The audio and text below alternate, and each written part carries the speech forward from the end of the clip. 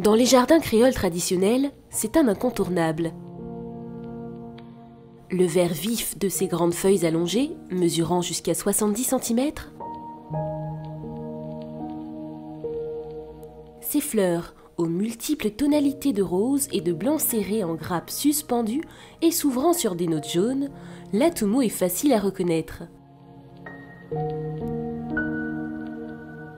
Du haut de ses 3 mètres, cette plante originaire d'Asie a su s'imposer dans la plupart des régions tropicales où elle séduit par sa beauté, mais surtout pour ses propriétés curatives. Ses fleurs, ses feuilles, ainsi que ses racines sont traditionnellement utilisées en décoction, en infusion ou encore en cataplasme pour traiter grippe, bronchite, migraine, fièvre, indigestion ou encore hypertension artérielle, d'où son nom, atumo. Ces nombreuses applications ancestrales ont donc mené à de nombreuses recherches scientifiques approfondies. Alpinia zerumbet, c'est son nom scientifique.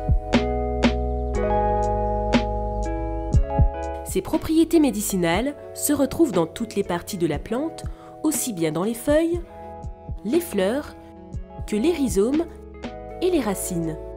L'extrait d'huile essentielle des feuilles appartenant à la famille chimique des monoterpènes et des sesquiterpènes contient près d'une vingtaine de molécules actives comme la cinéole ou la cariophyllène, ayant des propriétés antioxydantes, anti-âge ou antihypertensives notamment.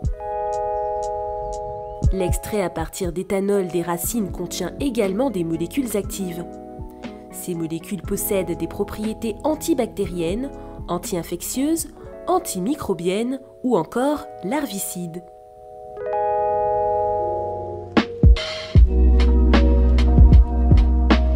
Inscrite à la pharmacopée française depuis 2012, le PARM poursuit des recherches approfondies sur cette plante à haut potentiel médicinal à travers son projet PAMVAL. C'est vraiment pour nous une plante phare de la pharmacopée martiniquaise. C'est une plante qui est très utilisée dans les ménages. Au niveau des travaux menés au PARM, on a travaillé sur différents axes. L'activité antimicrobienne, l'activité anti-inflammatoire.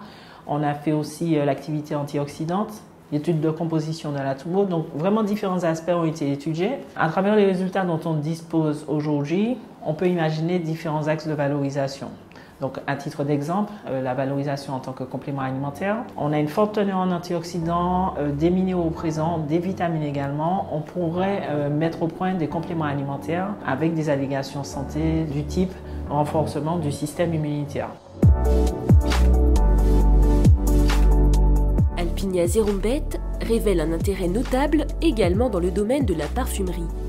Le PARM a pu effectuer des tests par des nez. Des notes aromatiques intéressantes pour une valorisation en parfumerie ont été relevées sur huile essentielle de feuilles avec des notes camphrées, boisées, térébenthine, bois de pin frais. Mais attention, quel que soit l'usage que vous en faites, il faut toujours être prudent. Si les plantes peuvent soigner, mieux vaut demander conseil à votre médecin.